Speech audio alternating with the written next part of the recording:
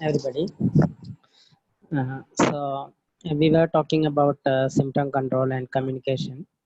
Uh, Now we will move on to one of the important aspects of medical profession. There are instances where we are unable to take a decision regarding patient's treatment or any other interventions, and we are in doubt what to do now. So I think this class will give you some framework on how to move in such situation. So this session will be handled by Dr. Rajeshri, and all of you know Rajgopal sir.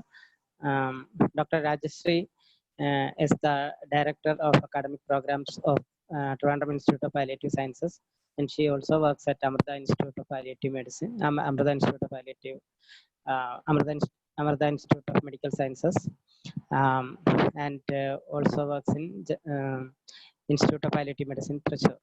She has been working in palliative care for more than 20 years, and she was an anesthetist, but she works in palliative care full time. So welcome you, madam, and it's over to you. Sunil, Yes, just an apology and thanks. My throat is misbehaving. I was supposed to do this session, and because I am unable to speak much, I have requested Rajeshri only yesterday, and she very kindly agreed. So Raji, very, very grateful to you. Thank you very much. Sunil, did you say that Rajeshri has worked in Amrita Institute? Now she works. Okay, right. Raji, over to you, and hello everybody. Thank you.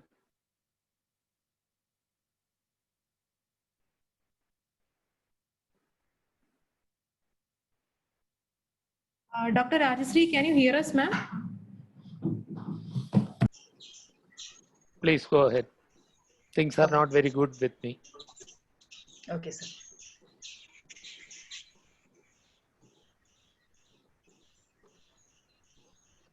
Can all the participants see my screen? Yes, ma'am, we can. We can. Okay, fine. Madam, so you are not audible. I can hear Rajeshri. Sir, am I not audible? Yes, ma'am, you are. It's Okay. intermittent. You are audible. The thing is that, you know, the connectivity at my place, sometimes it remains unstable. So that could be the reason for the voice break which is happening in between. So shall I start? Raji, or please start. If there is a problem, okay. we can chip in. Yeah. Okay, fine. Thank you, sir. Thank you, Charu, and thank you, Tips Eco team, and thank you, Sunil, for the kind words. And I welcome all participants for this afternoon session. And I take a bail saying that I am Rajeshri. My name has got close resemblance to Professor Rajagopal's name, but I am only Raji. He is Raj. I am not a substitute for him. Please keep that in your mind. I am just moving his presentation. Okay. So as Sunil said, you know, we often come across with scenario or situations where we are thrown or put in dilemma how to move forward or what action to be taken. So there are certain guiding principles in our medical practice based on which we have to take certain decisions. And in palliative care, we particularly say that the decision making should be participatory by including or encompassing the patient, family caregivers, and also other team members in the professional team. Okay. So let me ask you a question. What I or you or we expect when we are or you are or I am very ill? I'm sure these are the things we expect from any person. Even if we are well, we expect kind of respect we are supposed to get. Respect that doesn't mean that someone else should stand up and salute you, but you should be respected, honored, acknowledged, like a person, how you are. So that kind of respect, it matters a lot when I or you fall sick. Okay, that is of immense importance. And we consider certain matters so personal to us, which we don't want to share with anyone else. Okay, the kind of confidentiality we have, which touches all domains of our life. When one person becomes ill, this confidentiality surfaces, it comes to the top again. There are so much of, so much of personal or private matters which one person would discuss with a professional team. Any person, like it could be with doctor, least with doctors, but with nurses, social workers or a psychologist. They expect that, or they believe that it won't be spread among other people. So that confidentiality should be maintained. And then comes this dignity, your individuality, your dignity, your existence, that kind of thing. Dignified person, dignity not in terms of the position and the possession which one person remains in the society. It is not that kind of dignity we are talking. Dignity as a person, and a dignified life, and a quality, a life with full of quality, and a dignified death too. Dignity matters a lot in the dying phase as well, and unconditional or unbiased care. It shouldn't matter what kind of a person I am, whether I am, like an immoral person or a criminal, or whether I am a chaplain, or whether I am a pujari, or whether I am a professor or a thief. That doesn't matter at all.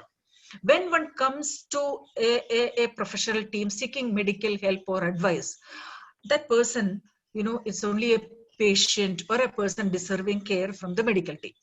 No other factors should come in between the professional team and the patient. And the care pattern which is delivered to the patient should be unbiased and unconditional. Then only it becomes natural and free-flowing. Once you put some, judgment with respect to that person, it automatically draws a curtain between you and the other person, which compromises the care. Hope that's okay with you. I am moving to the next slide. So the fundamental ethical principles in medical practice, which guide us in many situations, which which poses dilemma, is individual autonomy. We will detail in subsequent slides. And beneficence means doing good. Whatever we do, it should benefit the patient. And the third thing is that non-maleficence. Even when we are not able to do something good, no way we should harm the patient. And justice means fair allocation of resources. And justice comes not only in terms of resources, it has got certain legal concerns as well. So we can see, varying kinds of interplay between the autonomy, beneficence, and non-maleficence and justice in many decision-making situations. And I need to highlight that it may not be possible to cater for all the four principles at the same time. When you see that one aspect is balanced pretty well, and you can see that the other side is compromising a little bit, that happens automatically.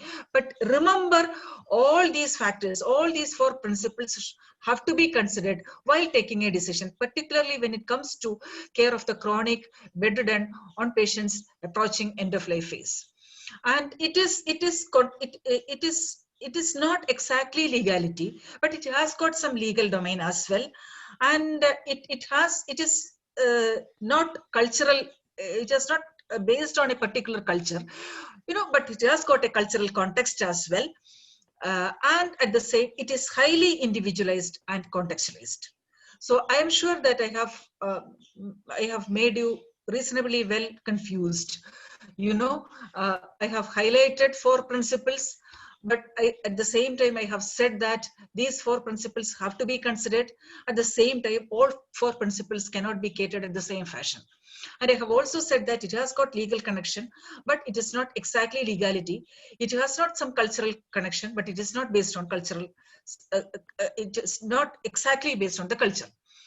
But it has to be we have to look at the person, we have to look at the context, and we have to look at the legal settings prevailing in our country or state, whichever it is, and before taking a final decision. So individual autonomy, let us come to the first principle. Each individual is master of himself. It's absolutely right. I am the best person who knows myself. No one else. My physical structure, my mental turmoil, and what kind of a person I am physically, mentally, spiritually, socially, whatever stuff is this, that particular person is the best judge for himself. So that is why we say no one else, not even the next of kin or the doctor, has more right over himself than him. And when we become medical professional, we naturally hold an air that we are the decision makers for all healthcare scenario concerning a person. So we will have a belief. Naturally, we will hold a belief like that. So if it is a disease, or if it is something related to diagnosis, management, or whatever stuff it is, we are the boss. We are the decision makers. But remember, when it comes to the person, he is the best judge and he is the decision maker finally. And let us go to a scenario. This is Mr. X having an advanced malignancy. You can see an esophageal tube in place, which is kept for feeding and probably for venting out the gastric contents. And he is in utmost agony. He is just holding his face down, he is putting his hand over his head. He must be having some kind of misery or suffering. It could be physical, psychosocial, or spiritual, whatever it is. And he requested euthanasia. And could you put an end to my life? It's enough for me. I can't bear it anymore. But on questioning or exploring or evaluating, we understood that he is having intractable pain for which he has not had received any kind of pain medications. Having understood that, because he was in agonizing pain, I gave him morphine for pain relief. Did I violate his autonomy? That is a question. Because his question was on euthanasia. He requested you or I, or Sir, or Charu, or Sunil. Could you put an end? I don't want anything else. It is enough for me. But having understood that he is in agonizing pain, I gave him morphine for pain relief. My question is that, did I violate his autonomy? So autonomy means respecting patient's wishes after full disclosure of information. It is not only pure, it's not following the patient's wishes blindly. Suppose if the patient requests euthanasia or some kind of procedure, we need to ask him why he is asking like that. What is his cry behind that request? And what is his unmet needs? And what are his most important concerns? So, having explained all these things very well to the patient, if he is able to make a decision for himself, that is considered as his autonomy. He might have requested euthanasia because he was in intractable pain and he was finding it extremely difficult to move forward with that pain. So he might have thought that it is always better to finish his life. So I, having understood that the agony or the severity of pain, I gave him the best analgesic which I can give. So in that way, I can't say that his autonomy is not violated, because he was not aware of the pain relieving mechanisms or medicines available for him. Because he was not aware of that, he requested euthanasia.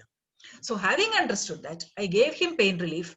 So while giving morphine, I have to say that, Of course, I listened to his cry, I listened to his request, but I could manage it in another way so that he will be made comfortable and symptom-free.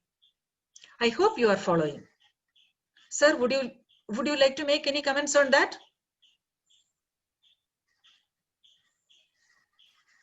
Absolutely fine. Please go on. If I have any comments, I will jump in. Okay. So partnership in care means medical management must be essentially dependent on a partnership between the patient and the doctor. Yes, that is like that. So this aspect we often forget. We forget, and we believe that we doctors are the decision makers. So we just dictate. See, you have this kind of disease, and this is the prognostic outcome. So you have to undergo this particular treatment strategies. So we decide and we dictate. And the poor patients not informed properly. I mean, he has to obey the doctor. And we very rarely we inquire the patient whether he had understood what his disease and what is bothering him, and what kind of relief he is expecting for. I mean, if at all he is expecting a relief, up to what level? Suppose whether if it is going to make him bedridden or something like that. I mean, whether he wants to have, I mean, even in the bedridden status, he want to have a life which is full of quality, or he just wishes to have some aspects of his activities of daily living met properly. We never inquire. Instead of that, we start dictating. Oh, this is the diagnosis, this is a disease, I mean, this is the pathological thing, and these are the strategies which are in front of us. So you have to number 1, 2, 3, and we fix an appointment, ask him to come for a review.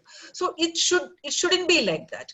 Whatever, I mean, of course, we are the people who are able to make a judgment based upon the disease status and the management strategies, but it should be shared to the patient and also to the family member, because I mean, once after the review is over, the patient is going to be back in the family and going to be cared by the family member.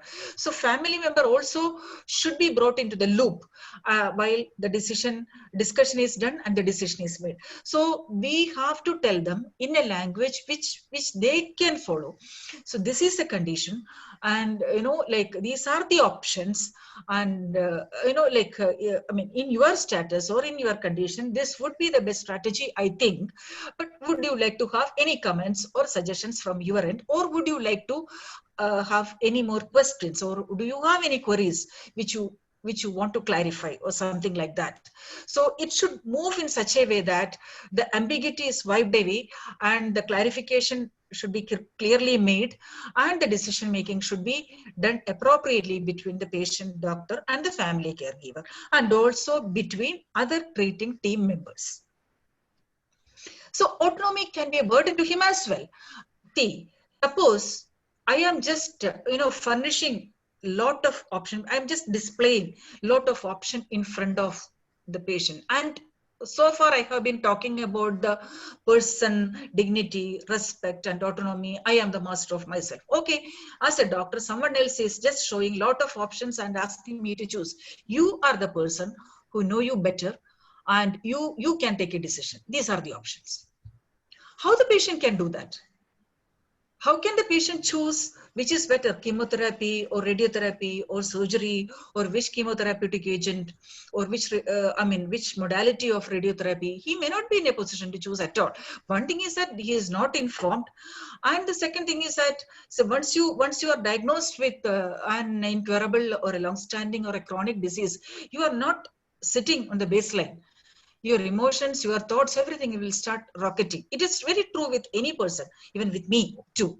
So, he himself will not be in a position to take a decision. So, it is natural for the patient to ask us, Doctor, how can I do that? Please take a decision for me. So, you means we, the medical team or the doctors, being the decision makers, act as sort of benevolent paternalism. It is not a kind of true paternalism, just like a rigid father who decides that this is the best for you. I decide you are my son and this is the best for you. I know what is good for you. or you have to follow it. That is a rigid paternalism. But on benevolent paternalism, you alter it or you modify it slightly so that, so I know that it is difficult for you. I mean, but I have to furnish all the options before you. But, you know, if I were in your position, if I were asked to choose among these options, I would have, because I consider or I feel or I think that it would benefit me more. So that kind of paternalism should be brought into autonomy when the patient himself is unable to take a decision for himself. So that is why, see, unlimited autonomy, it could be quite complicated. So patient cannot be overburdened or overloaded with the power of autonomy, because many patients may need a kind of guidance or helping hand to take a decision. In such situation, we can have a kind of paternalistic, I mean benevolent paternalistic attitude, so that both of us, both the doctor and the patient, can sit or stand on a platform and take a common decision, which is appropriate and comfortable to both parties. That is what. If I do not know what to do, doctor, should I have the radiotherapy? How would you respond? That is what we have discussed in the previous slide. He may not be in the position to choose, whether to go for radiotherapy or not. It is not possible for him. He doesn't know the merits and demerits or pros and cons of the radiotherapy. So depending on the pathological diagnosis, we doctors can speak for them by saying that, if I were in your position, I would opt for radiotherapy because of these many reasons. While having said that, I recall in my own personal experience, when, I mean, about 2.5 years ago, my mother was 79 years old. She was having severe osteoarthritis of both knees. And the orthopedician, with initial consultation, had made an opinion that there is no role for conservative management. The best option is to go for total knee replacement. Being a doctor, I was so perplexed, confused, and bewildered. Like, you know, my mother is not a perfectly, you know, age alone was not a factor. She was on cardiac medications as well. So, and of course, she at that point of time never wanted to undergo the surgery, because she said it could be too risky for herself. She will manage with the knees with which she was born and die with the same knee joint. So that was her decision in 2015. So in a state volunteer meeting, I happened to meet Rajagopal sir, and during a casual conversation, he asked about my mom, and I said this is her status right now. So I have to quite frequently go to my ancestral home to meet her and see how is she doing and all. So he called me in his own. He spoke to me by calling me Raji, the way only he can call like that. The tone, you know, it conveys a lot of meaning beyond the name. So, you know, like, Raji, that is difficult for you, I understand. But your mother also, it is even more difficult. But I think it would be better if she is given the clearance from the anesthetist point of view.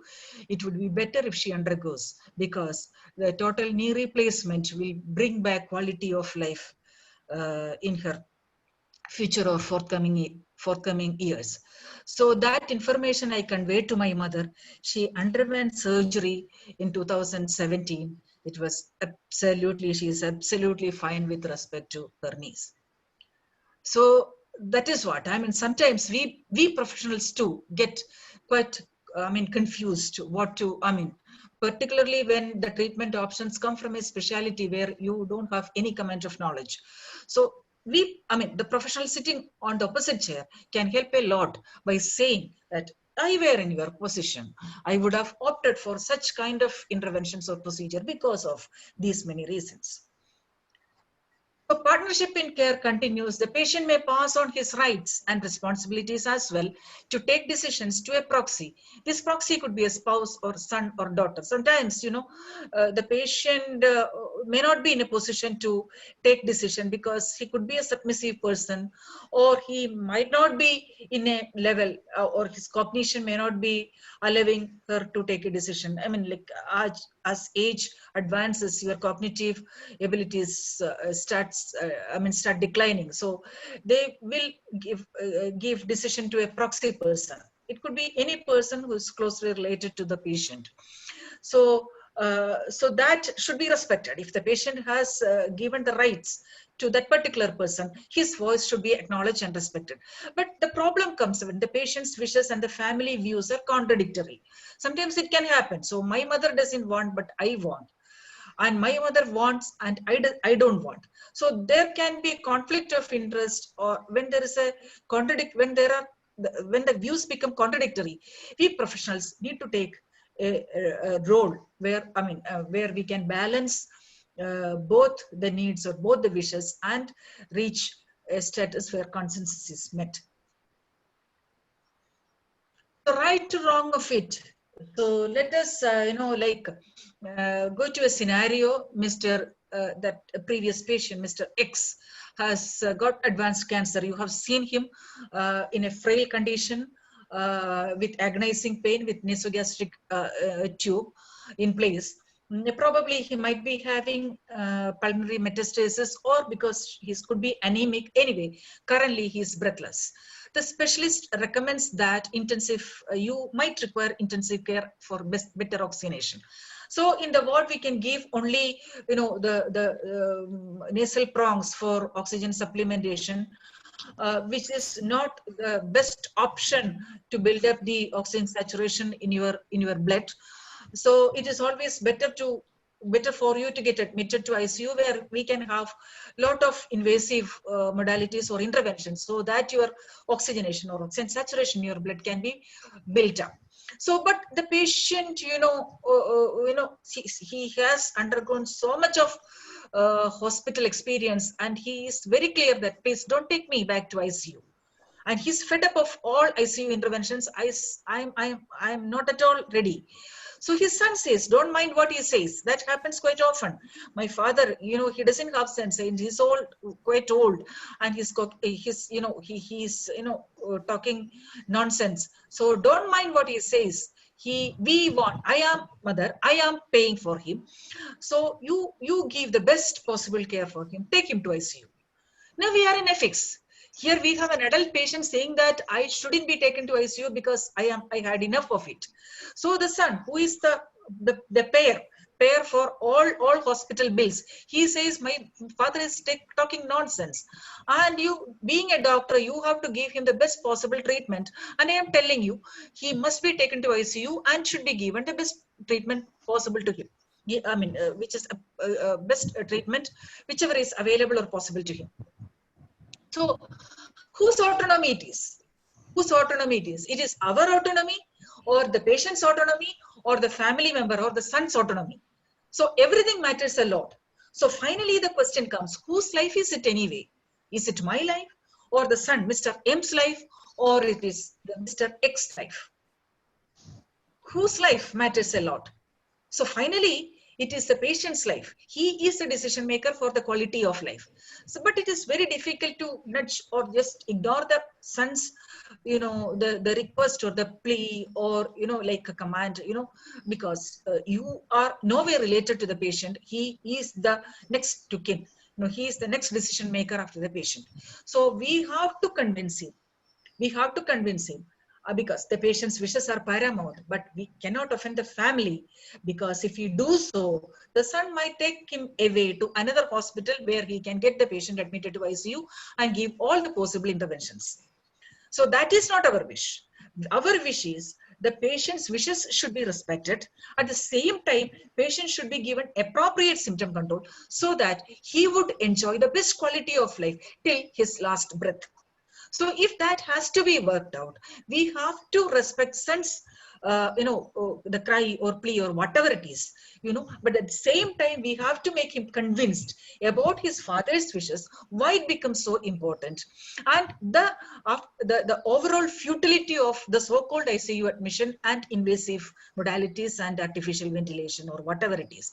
So finally, after convincing, after the counseling, repeated counseling, which is being given to the family, we have to come to a common platform which is comfortable for all of us. And there could be some other alternatives which might come up during the discussion, which will be applicable to both the patient as well as the family caregiver. It could be a non-invasive ventilation as well, without causing that much of harm or like a physical trauma to the patient.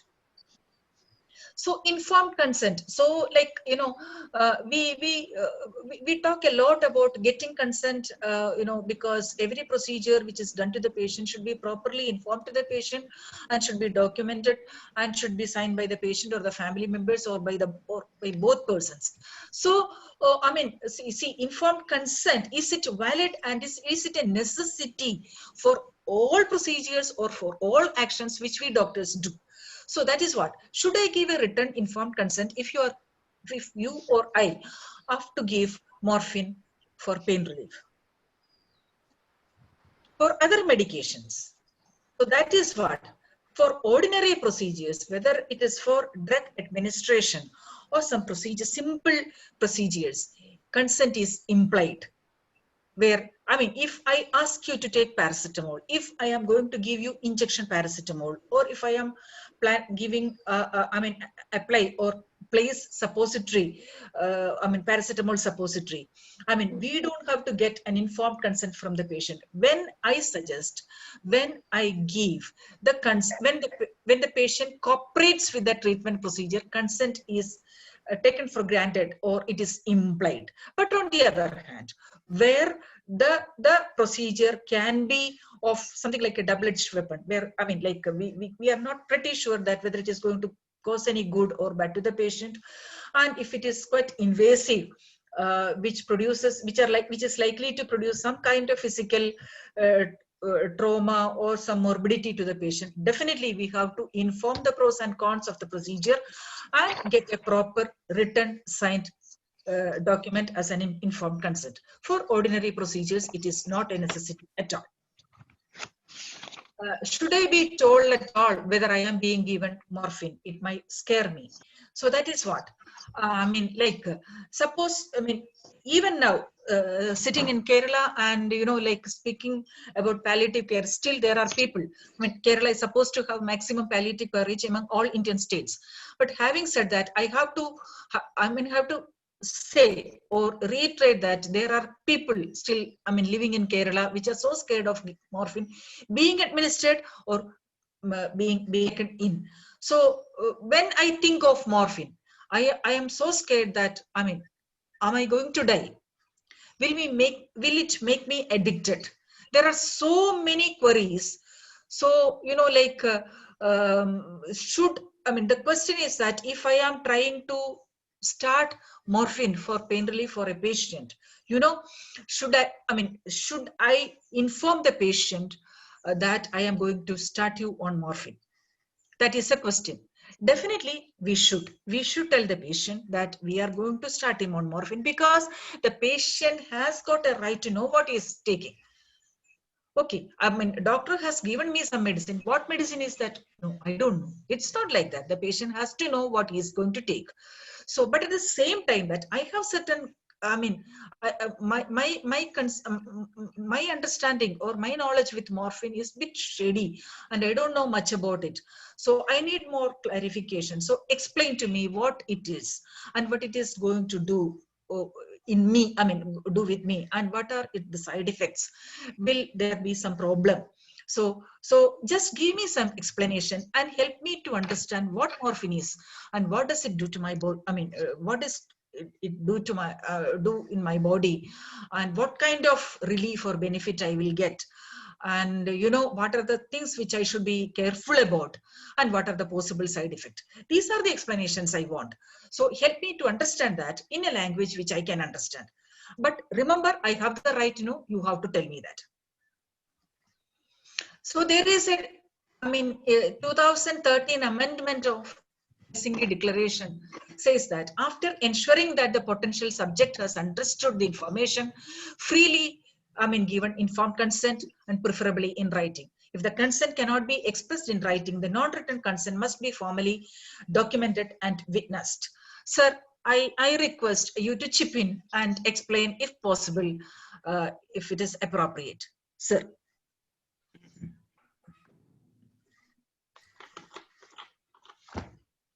Sir? Very often. Very often. Am I audible? Yes, sir. Am I also visible? Yes, sir. Okay. What do you usually do? Suppose you want to take consent for a pleural effusion. Very often, to a person who does not understand Malayalam, you would ask them to write down in English and tell them, sign here. That happens very often. Or any language to an illiterate person. What do we do? Actually, that becomes totally invalid. Suppose there is why are you doing very often? You are not doing it for ethical reasons, you are using it for medical legal purpose.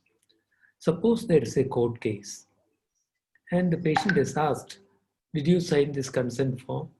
They will say, I can't read. They gave me something, I signed it. The court will immediately throw it out.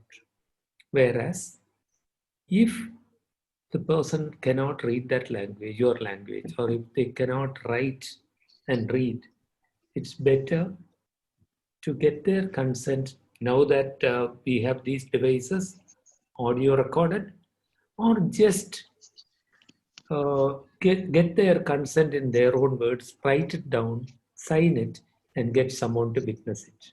That will be much better. It's ethical and legally more satisfactory. Thank you. Thank you, sir. That's a very good explanation. Okay. So, beneficence and sorry, am I audible? Yes, ma'am, you are. Okay. I thought there was an interruption, so that's why I paused in between. So when we consider beneficence, that is doing good, and non-maleficence. So what is good depends on aim of treatment. So it is always like that. See, what is the ultimate goal of prescribing or suggesting any treatment? Suppose if I write, diclofenac for a person, for musculoskeletal pain, who's 80 plus. So what is my goal? If it is for pain relief, do I have alternatives so that I can give him symptom control, pain relief with that particular alternative?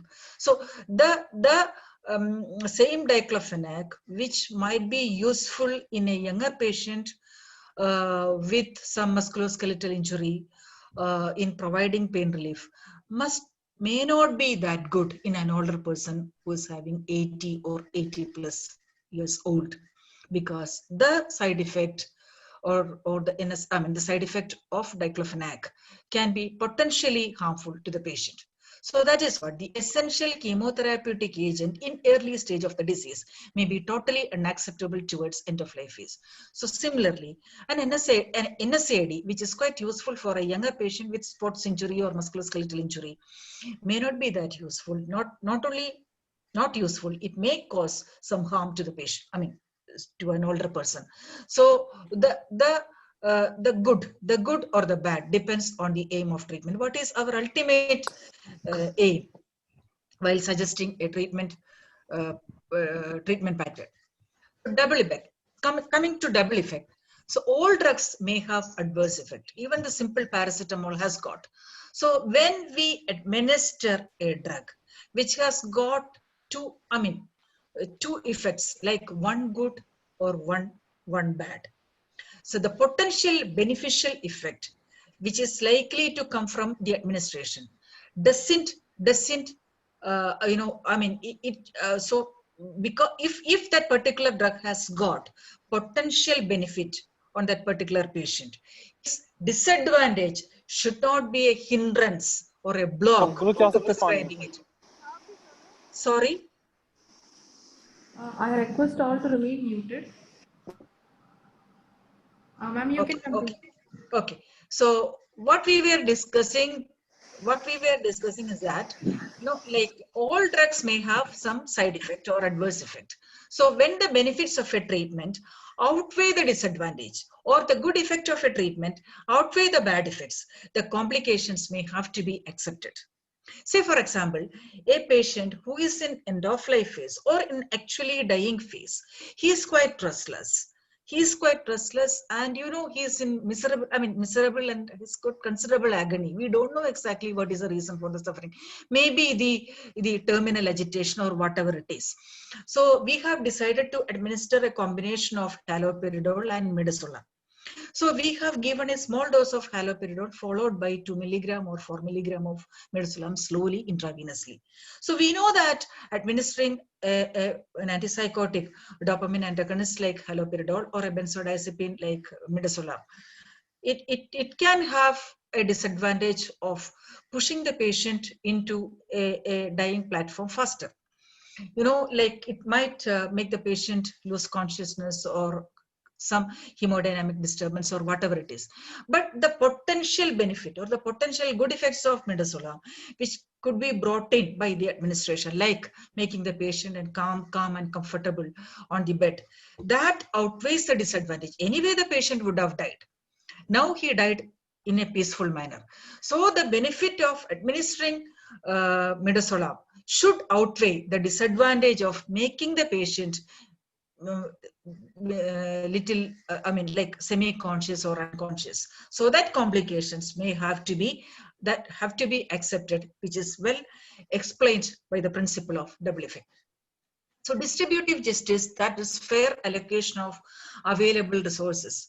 So now Mr.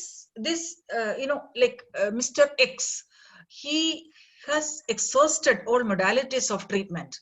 No, not at all responding to chemotherapy or radiotherapy.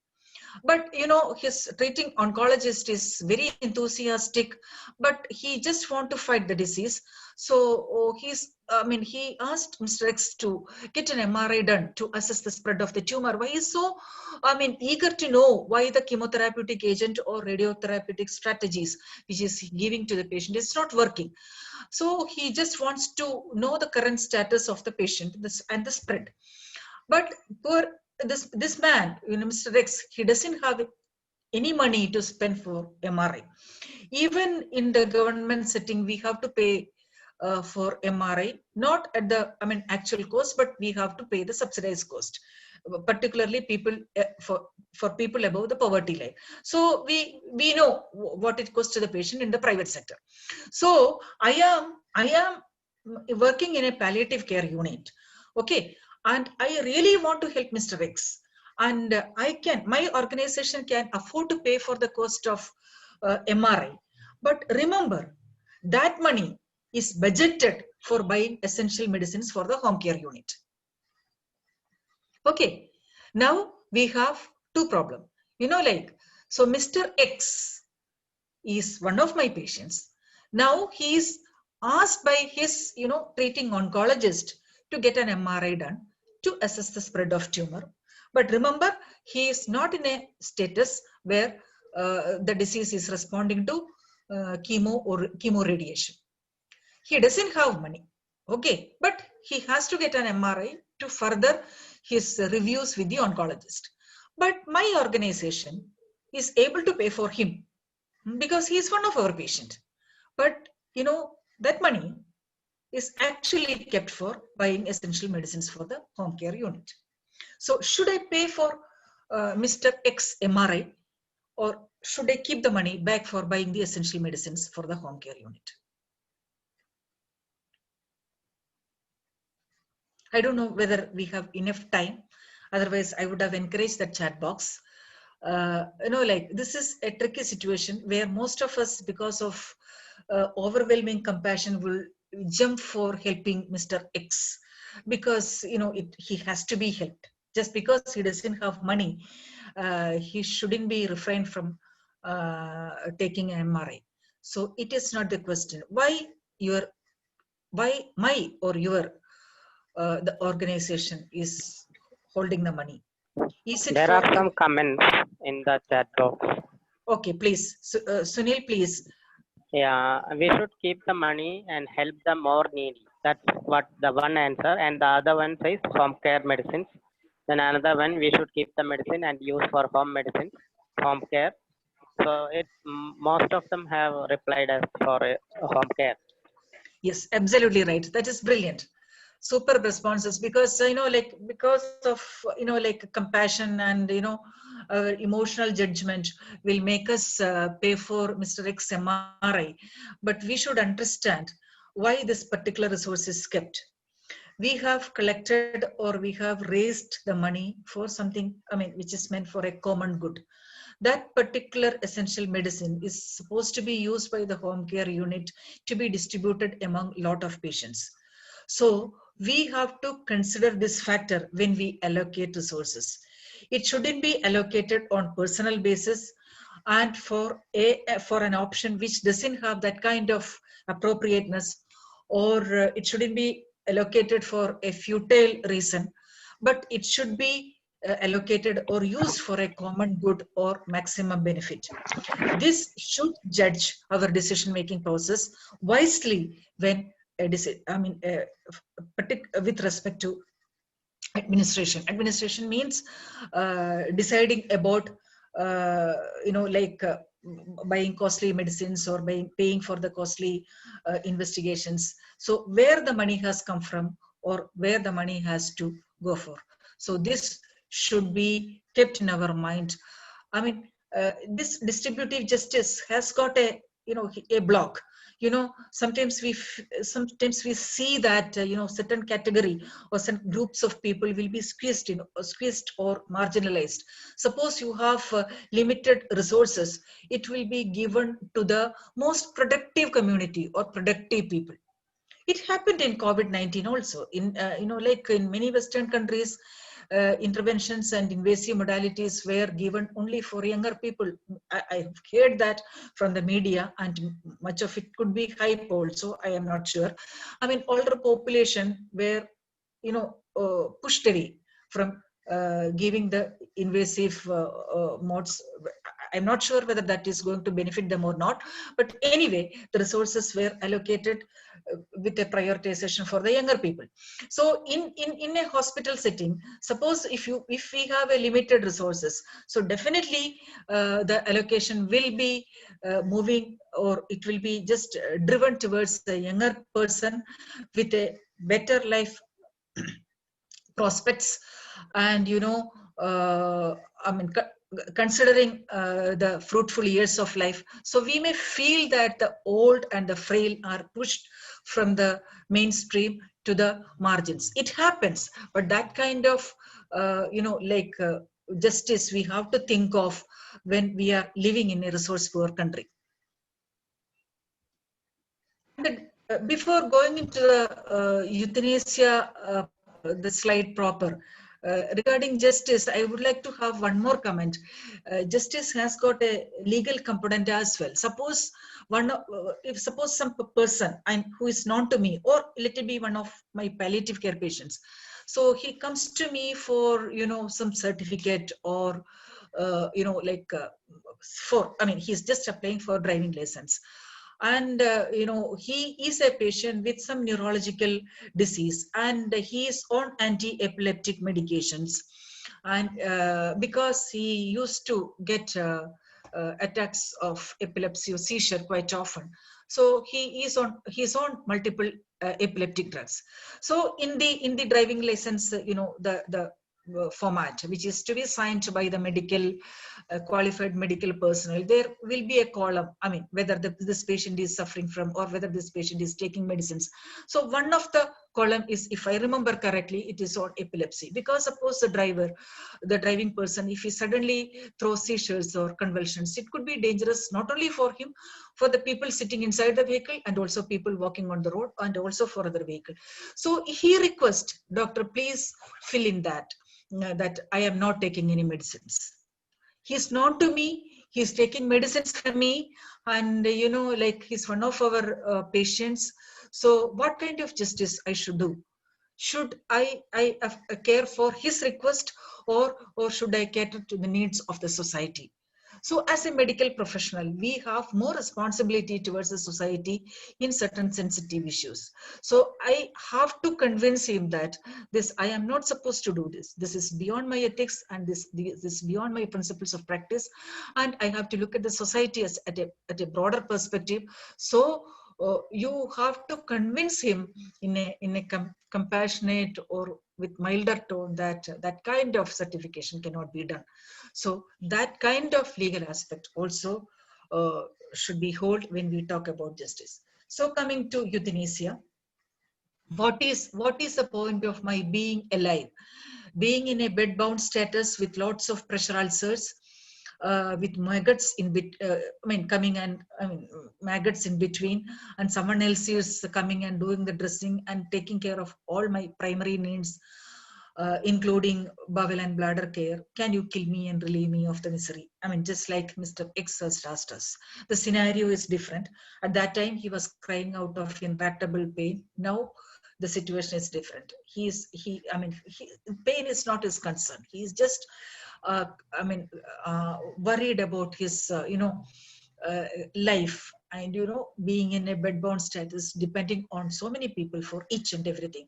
So what is, if you ask me, I am alive. What is the point of being alive like this? So will you respect the autonomy? How will you respond to this question? That is the question, query. Sunil, I am not sure whether we have time enough for a discussion, chat box discussion 354. Now? Yeah, 355. We can take 5 minutes more. Okay, a couple of slides more, I think. So, see, critical decision making, we have to consider lots of facts, like the accuracy of the things which we are doing, and the validity and the reliability of the tools and the checklist which we are doing for assessment, and the ethical principles governing our decision making and the management protocol, like autonomy, beneficence, non-maleficence, and justice, which we have discussed so far, and the societal needs and the economic balance and the legal aspects. These are the modifiers. So when it comes to action, so all these factors interplay. The accuracy, validity, reliability factors, the ethical factors, and the modifiers like societal, economic, and the legal factors. Everything will interplay before coming into an action. In euthanasia, in the vast majority of patients, palliative care is a viable alternative, because many patients in a country like India, where the palliative coverage across the country is less than 2%. Okay, many patients are crying or requesting for euthanasia because of the misery and the suffering which they are undergoing moment by moment. So prescribing death is not the solution. Providing palliative care is the appropriate solution. So that is why it is said the viable alternative to euthanasia. In the minority, where you fail to improve the quality of life, balance the individual interest with the societal view and the law, which we had discussed in the previous slide. Here the patient had requested for euthanasia, that is his autonomy. Are we going to do anything good for the patient with our palliative care or the treatment strategies? If we cannot, okay, what are the societal stand for administering euthanasia, and the legal factors governing the implementing euthanasia? So everything has to be blended and everything has to be merged before before taking a decision and going into an action. In India, as of now, euthanasia would be murder because it is a deliberate intervention done upon a patient with his full request, with his sound mind. The intention is to kill the patient. Intention is to kill the patient. The procedure is done to kill the patient, and the action is done after the full request made by the patient with a sound mind. So with that, I end the presentation. I think I have not, I'm not sure whether I have overshot the time limit. Sir, please chip in, and Charu, I welcome your comments and suggestions, please, because you have lots of experience in working with critical care and palliative care system. Thank you for patient listening. Thank you. Thank you, Raji. Thank you very much. Thank you for saving my throat. Dr. Savitri had written a chat saying that for that patient who is requesting euthanasia, can you close the okay. Yes, I will do that, sir. I will do that. So for the patient who is requesting euthanasia, we are unable to improve the quality of life to his satisfaction. And law doesn't certainly permit euthanasia, even if you were willing to do it. What do we do? And what Dr. Savitri reminds us from a discussion in the previous session, we can only try to give him not only care for the maggots, not only treatment of the pain, but also give him love. Make him feel that you genuinely care for him. We love you. You are important to us. That may only be a glimmer of light in the darkness that he is in, but that is still important. So in India, even if you cannot improve the quality of life to the person's satisfaction, the most important thing is you do not desert the patient. You continue to do your best. You try to make his life as full as possible, as enjoyable as possible. We can only try. We cannot solve all problems. We are only human beings. Raji, that was very interesting. Thank you very much. Thank you. We have another minute only for discussions, I fear, but Sunil, that's right, isn't it? We have to close now. Yes, sir, but I think we can discuss this question. Okay. If we can, maybe Raji can take a couple of questions more, and then we can. Raji, there is a question in the chat box. If the patient is on ventilator, COVID positive, 50 years, his son and daughter wanted to be with him in ICU at last moment. They are doctors. According to current situation, how should we respond? Unfortunately, as far as COVID is concerned, we are governed not only by general medical ethics, but also state directives regarding treatment. If the government, that state varies from state to state, if your state government has given a certain instruction, you are bound to follow that. We do not have a choice. We will have to tell the family, I'm sorry, this is the regulation now. We cannot allow you in. That is very sad. That's horrible, but that's the way it is. So I don't know if between states there is a difference. But the fact that they are doctors is not a matter of concern. Yes, it is true. But it could be anybody.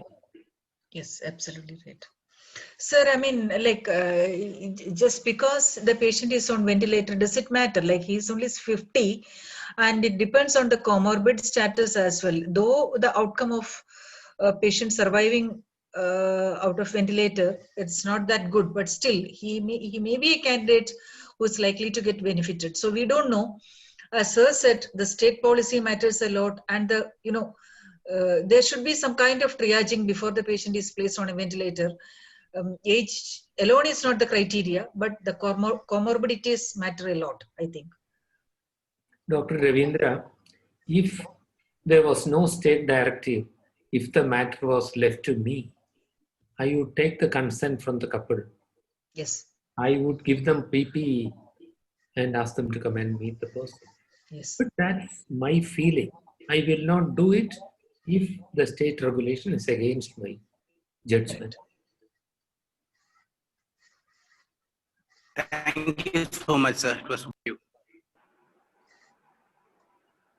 Your voice broke.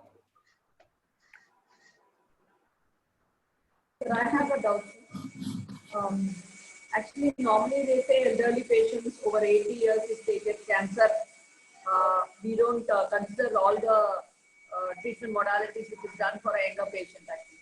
But my father was diagnosed of CA rectum when he was 82 years old, but he didn't have any comorbidities.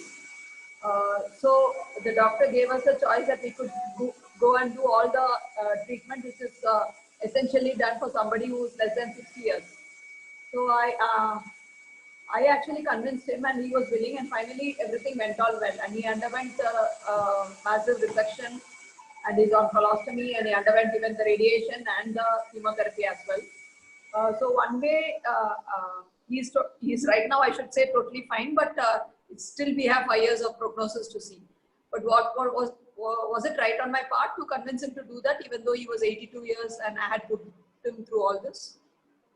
Bhagavalli, I don't want to answer you about your dad, but I want to give you an answer, considering me, an 82-year-old person, which I maybe someday, if I last long enough. If I am 82, diagnosed with cancer, I may be 82, but if I am competent to take decisions, that is my decision. You give me the choices. You give me the realities. And you allow me to change my mind. I may say nothing doing today. Day after tomorrow, I may come back to you and say, Karpaga, how about this? And I may have doubts. You give me that all information. Make sure, give me time. Give me a few days. You can't take such decisions in a day. But it is my life. I will choose. If I am incompetent to take a decision, maybe cognitively, then you think of my best interest. My best interest is not only longevity, it's also quality of life.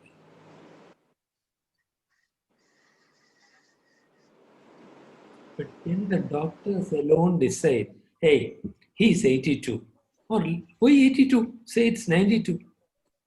No need, 92. I think that is totally unethical.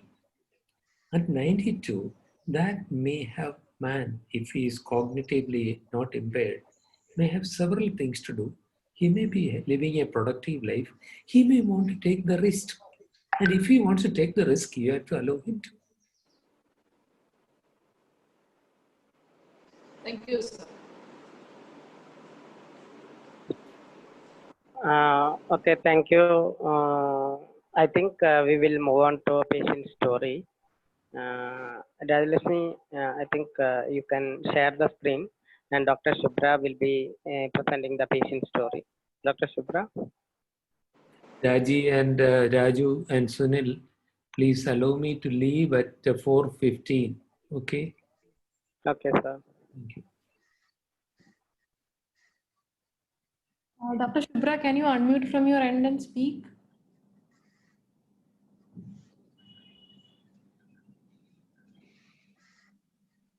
Good evening, everybody. I'm Dr. Shubhra Raina. I'm presenting today's case.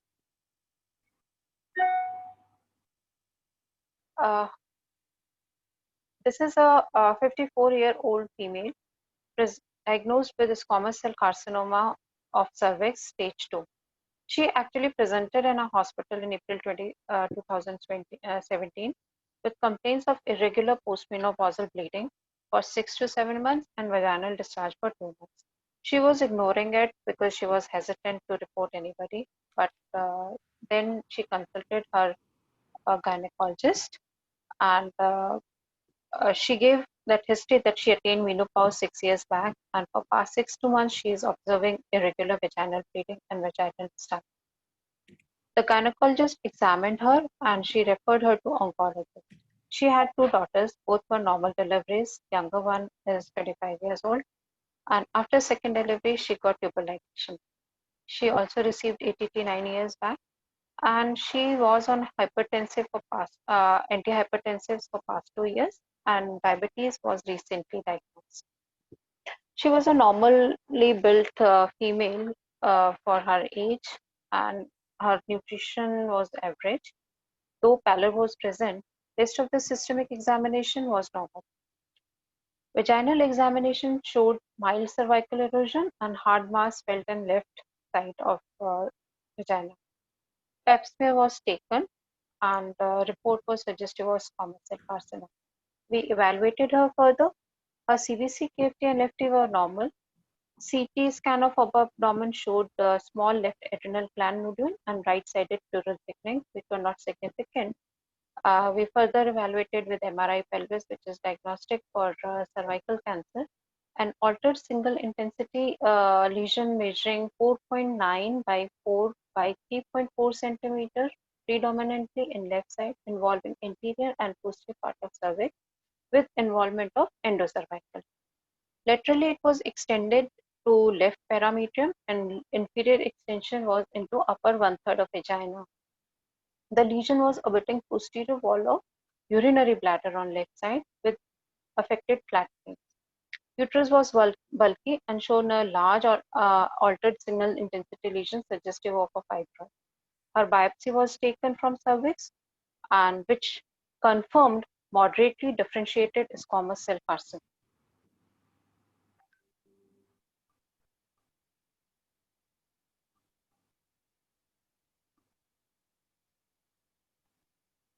She was planned for radiochemotherapy.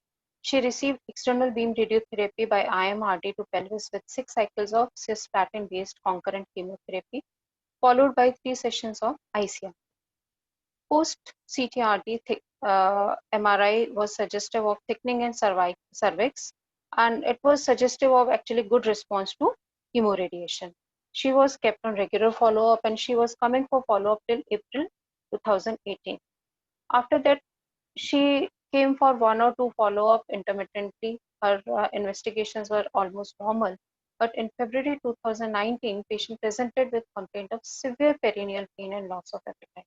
Again, we reevaluated her. Her MRI pelvis was showing cervical lesion with parametric extension. Both were suggestive of recurrence. Again, FNAC was taken from left inguinal lymph node, which did not show malignancy, but biopsy from cervical mass was suggestive of recurrent squamous cell carcinoma. Patient was planned for palliative chemotherapy, and she was given paclitaxel and cisplatin-based chemotherapy. Since the disease has already metastasized, we planned the intent of treatment was palliative. After first cycle of chemotherapy, she came back with abdominal pain, vomiting, decreased oral intake, and constipation. She was evaluated for all these complaints. She was in acute renal failure with dyselectrolytemia with severe myelosuppression. Her CBC was suggestive of hemoglobin of 9, and TLC was 2000 with absolute neutrophil counts of 1000. USG abdomen showed bilateral moderate hydroureteronephrosis and minimal ascites. She was also having swelling in bilateral upper limb, and we did neck and bilateral upper limb Doppler studies in which it showed right cephalic and left basilic vein thrombus. And for hydroureteronephrosis. Dr. Shubhra, your voice is very low. Can you speak louder, ma'am? Yeah, sure. She was having swelling in his left arm and right arm.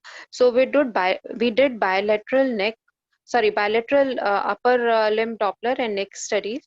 So we could see a right cephalic and left basilic vein thrombus. She underwent right antegrade DJ stenting for hydroureteronephrosis. She required ICU management. She was admitted in ICU, and all these parameters were corrected in ICU, and she was also started on anticoagulant therapy. After recovery, she was discharged. She was stabilized. But another few days, she was again admitted with complaint of severe weakness, vomiting, nausea, and she was having severe myelosuppression this time also.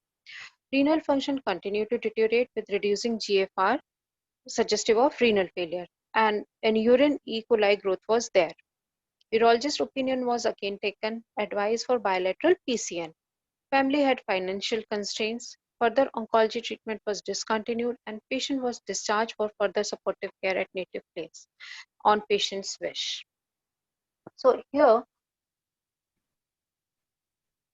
about her psychological status, I can say initially patient was very positive about her treatment. Because when we started CTRT, she was thinking she will be cured and disease will never come back. So she was thinking it was a kind of infection which will be cured completely. But she was aware that the treatment is going to be expensive and prolonged. But she was worried about finances since her husband was doing some clerical job and they were planning marriage of second daughter. After second line treatment, she was more worried about her quality of life. During second line treatment, patient's attendant requested not to reveal the stage of disease and about recurrence to the patient. They were the decision maker, her husband and daughter. So we did not reveal every thing to her, and we started the treatment. Though her relatives were counseled and prognosticated about this. So during this course of treatment, the main hello. Yeah, during the course of treatment, their worry was like it is a prolonged treatment for 4 to 5 months, and side effects of chemo like nausea, vomiting, and hair loss, and her life expectancy, which was not clear to them. Finances were definitely the main thing because they were getting this treatment in private hospital. And later when the patient was advised for PC and all, then she was worried about quality of life because she doesn't wanted to live with tubes in her abdomen. We tried optimum treatment for this patient, whatever was indicated, but due to poor tolerance to chemotherapy, patient was shifted on supportive care. Her treatment was assisted by Prime Minister Fund for some time, but later period of treatment could not be supported financially. Since treatment was not successful, neither longevity of life nor quality of life could be attained during second life of treatment. So here we have all the points regarding ethical care, whether it is autonomy, beneficence, non-beneficence, justice, dignity, and respect. So we can have discussion on these points in this case. Thank you. Thank you, Dr. Shubhra. So just now we had class from Dr. Rajeshwari about these principles, and any of you can comment about this point. Was the autonomy respected? What was the beneficence and what are non-maleficence, justice, dignity, respect, etc. So anybody would like to comment?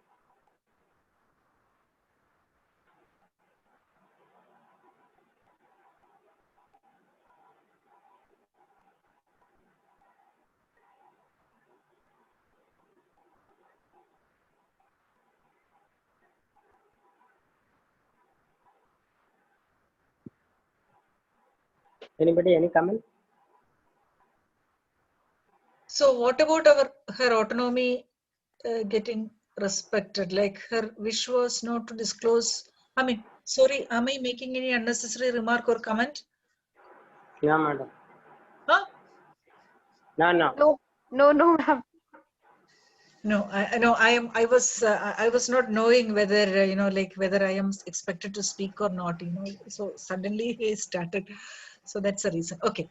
So her wish was, as I understand, her wish was not to disclose the recurrent status to her family, no, because they were planning to hold their second daughter's marriage. So this particular treatment is likely to be costly, which might affect the balance or the budget which they have kept for the marriage, isn't it? That's the reason why she wanted to hide that information from the family. Am I right?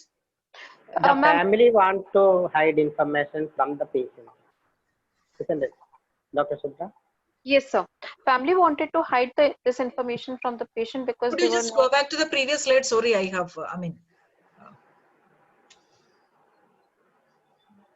okay. Oh, okay. So family was, okay, fine.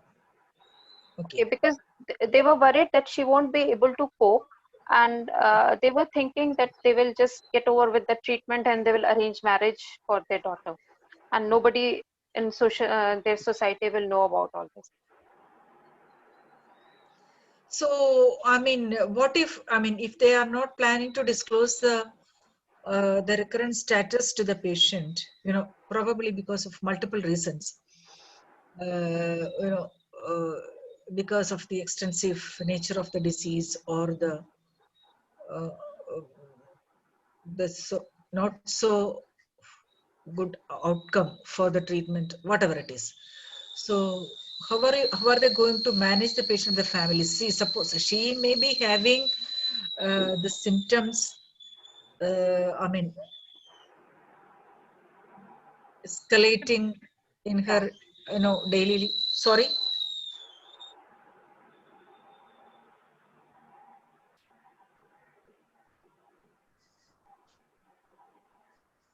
No, madam, you can go on. Somebody Okay. has completed. Okay. No, there was a chat. I mean, why did they want to hide the information? Why did they think about discussing it with the patient? Ma'am, Like, yeah, may I? Ma'am, actually, we are facing this problem in most of the cases because relatives don't want to disclose their diagnosis or status of disease to patient because they feel by the name of cancer, patient will be demoralized and they will not at all come for treatment, or they just wait for their. Okay, there were another I two just have one thing aspects. to say, sir. I just have one thing to know about. Actually, the patient, the family was planning not to do any further treatment following the recurrence. So, what prevented them from discussing that? Because I think the mother will also be interested in fully going ahead with the marriage, no, rather than going for treatment for the secondary. So they could have. Why didn't they try about discussing this with the patient and then going ahead with the same treatment? see, the question is that now she has got recurrence of disease. The family has decided to not to go for any particular or specific treatment for that. Probably the outcome may not be that good. That could be the reason. And the treatment is likely to be costly. It might tip the balance, the budget balance of the family, or they may be having their own reasons. But I am raising my concern. See, the patient here is kept in dark. She believes that her disease has got cured. Am I right? Or she has got some kind of, am I Yeah, right? she thought that she's cured and now she is getting some infection. Some infection. So, what are we going to discuss with the patient? See, definitely she will be having some symptoms, whether it is related to recurrence or infection. So, you are giving her some medicines to treat the infection. Yes, of course, we can address it that way. Okay, that is not going to respond at all. Okay, so the symptoms will continue. So naturally, she will ask the family or the doctor, why am I having these problems? In spite of you giving me medicines, I am still, having all the problems with me without getting abated. So what answer we will give, and how the family is going to manage this, hidden information from the patient, how comfortable they are in doing that. Definitely patient will ask, I am uncomfortable, I am unwell, you please take me to another doctor. This doctor is not doing anything because my symptoms are not getting cured at all, so you please take, because she believes that her disease is totally cured and she is having some minor ailments like an infection. So why can't this doctor treat all these things? You take me to another doctor. So what will they do? Where these points addressed? That is my question. Whether the treatment is going to benefit the patient or going to do some harm to the patient, that is the second question. Okay, that we will discuss later. But what is the consequences of not disclosing the information to the patient? Whether the family is aware about that or not?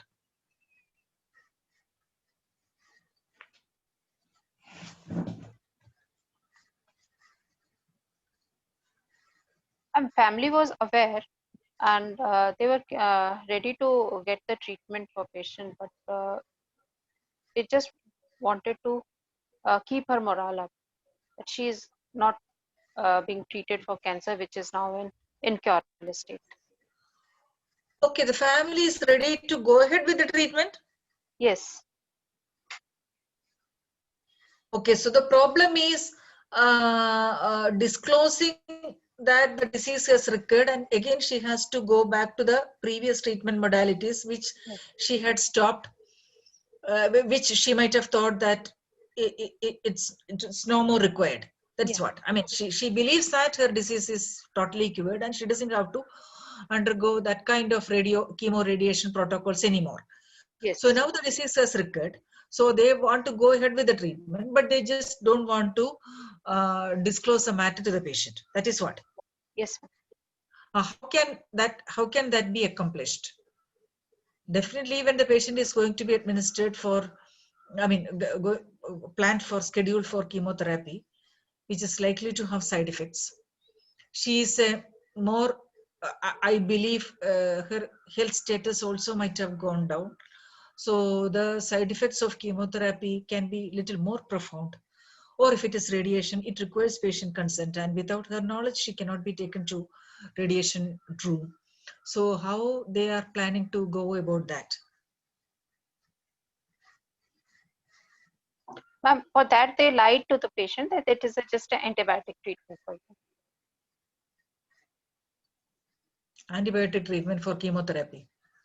Yeah. So the family told them that told the patient that it is just antibiotics what you are getting. So they have misled the patient by saying that. What do you think, participants? Do you think it's fair? No, ma'am, the autonomy of the patient has been affected here. And another thing, since the patient has already gone for the treatment of cancer earlier, won't she come to know at one point that this is not a normal treatment, they are doing something similar to my previous treatment? And maybe the disease has come back. Won't she start questioning the trust which she has on her family members? So, Subra, I believe antibiotic administration is totally different from the administration of a chemotherapeutic agent. That's what. Yes. What we when please the things when things get complicated, then we after taking patient in confidence, we reveal that this is not actually antibiotic treatment.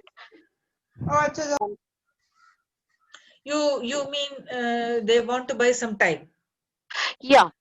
So slowly we revealed her that this is chemotherapy you are receiving and you are having side effects of that. And probably that was on the part of family because they didn't discuss about it and they didn't allow us to discuss. Probably she was not taking properly water and food, and that further deteriorated her condition, and chemotherapy become intolerant to her. So okay, fine. So I think the family needs counseling and more exploration, because they know the patient better. So they need, why are they worried? I mean, what are their concerns? How long they are planning to misguide the patient? Not misguide, I mean, hide the fact from the patient. The longer they hide, the more difficult it will be. So, like chemotherapeutic agents can have side effects. So naturally, the patient will have a doubt even after the first administration. When she develops, side effects or complications, she will have. I mean, she may not be educated, but she must be a sensible person. The life experience might have given her that much of wisdom to understand what is going around her. So, I mean, after putting all these factors, I mean, all these facts across the family, let them take some time, but they have to have a firm decision to disclose in a gentle and a compassionate manner to the patient. That, I mean, they don't have to disclose to that extent that, see, whether it has moved to stage 3B or 4A or something like that. Anyway, the present scan or present investigation has shown that a little bit is retained or something is, I mean, found not good. So doctors have an opinion that, another course of chemotherapy will be useful to arrest whatever it has happened so far. I mean, something like that. This may not be the exact words, but something like that. I think there should be, I mean, who are the decision makers? That also we don't know. There should be a consensus among the family members as well. I mean, there shouldn't be a difference of opinion also. So a family meeting may be called in, so we can have a discussion with each and every family member and explore what are their worries and concerns. Dr. Sunil, do you have any other opinion? Is Charu on the board? Charu, are you here? I think she left. Okay. Okay, so in this patient, as many of you told that autonomy has not been respected, because the patient has the right to know, but here the family is not ready to disclose the diagnosis to the patient. And we say that autonomy is the overriding principle in the ethical principle. So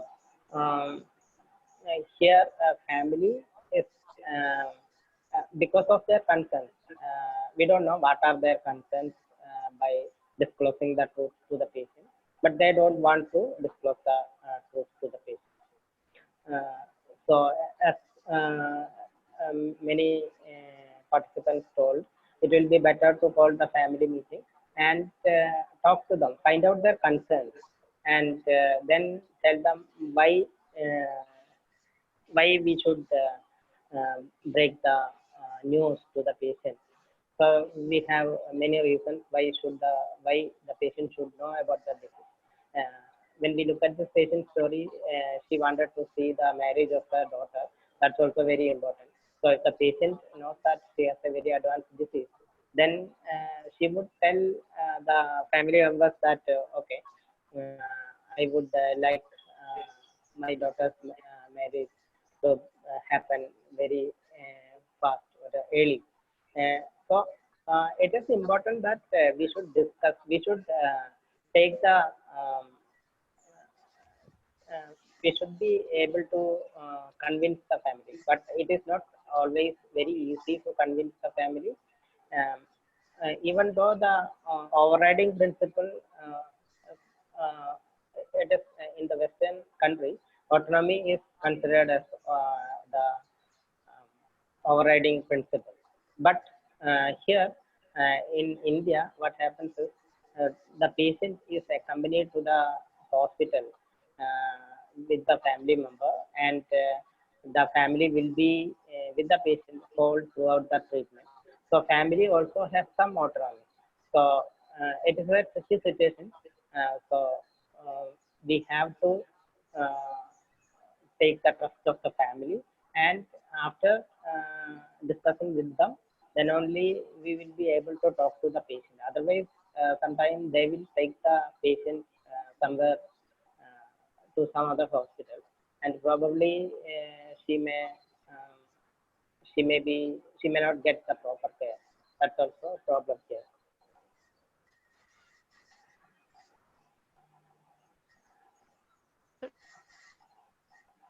Okay, so the next point is beneficence. In beneficence, we definitely try to benefit her. In first line of treatment, she got the benefit. She was treatment free for almost 1.5 years.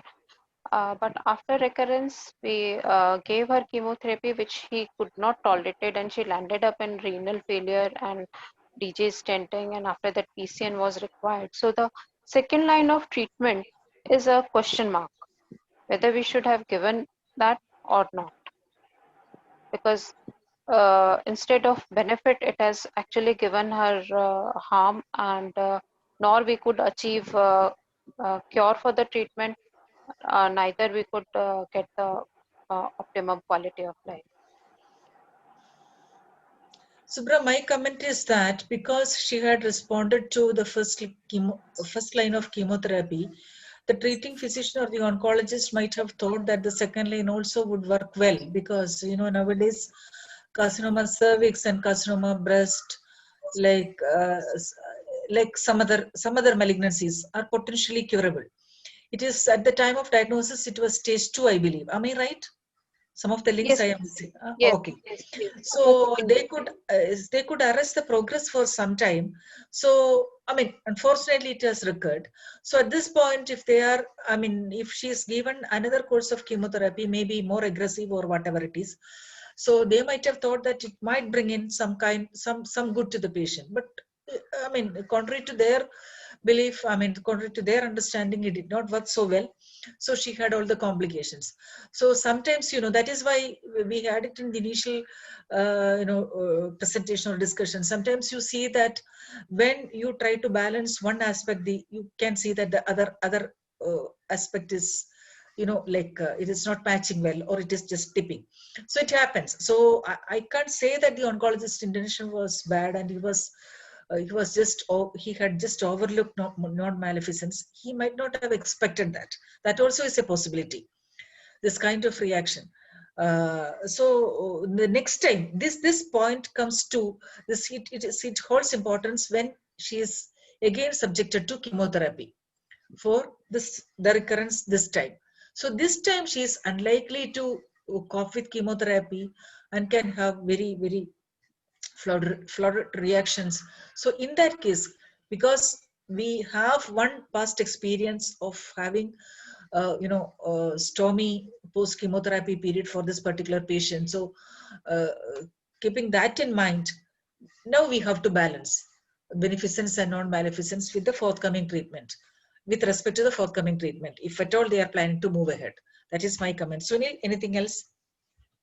No, I think I also agree with you. We have to weigh the difference, or weigh between beneficence and non-maleficence, and then take a decision about whether we need to go forward with the chemotherapy or not. Here, the patient has gone into complication, and probably the treatment was not beneficial to the patient. That's what I think we can understand from this patient story. So maybe the next chemotherapy may not be a good idea.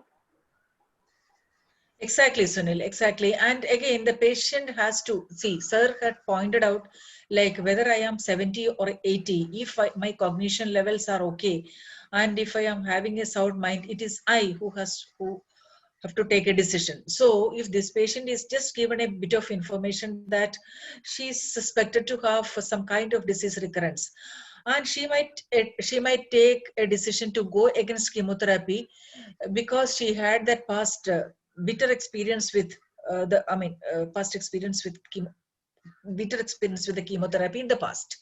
So she herself may take a decision by herself. Okay, whatever happened is happened. Now the disease has come for third time. No, I am not for any treatment. Just give me something supportive or palliative. If she's taking a decision like that, it is all the more easy, no? So it is, I mean, I sound I feel the disclosure to the patient is important in this context, because she also has the right to express her wishes. That is how we can respect her dignity and give the actual justice to him. Not him, her. Regarding Yeah.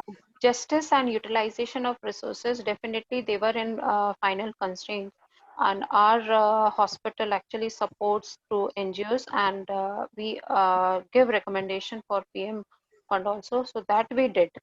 So we tried at when we were, our intent was curative. We recommended her for this financial support, and her first line treatment was almost free for her. At the end of second line treatment, she requested that she doesn't want to live with tubes in her abdomen, and she doesn't want to continue the treatment, whatever life she has. So kindly don't go for PCN. We respected, and we accepted it. We told her, you go to native place, live at your, live with your children and everybody, and whenever you need, you consult your urologist there. I agree, Subra, but that is why I said the disclosure of the information, with respect to disease recurrence, should be made so that Yes. she herself can take a decision. And the thing is that you spoke about the justice, allocating resources or the chemotherapeutic agents, though it is costly. Your hospital has managed to provide the patient with the necessary chemotherapeutic agent. It's pretty good, but we need to think twice if you are planning to do it again, because whether that is going to be a effective chemotherapeutic regime or a futile exercise. So you don't have to waste the resources for a futile regimen or futile treatment. Yes, I ma'am. mean, how can Actually, you we follow did that? it for first line treatment when we did CTRT, but for the second time we could not do it. Yeah, that is what. It may not be a viable option. For organizational or administrative point of view, it is not a fair decision. Spending too much on the treatment protocols which are unlikely to benefit the patient, that is unfair. Okay.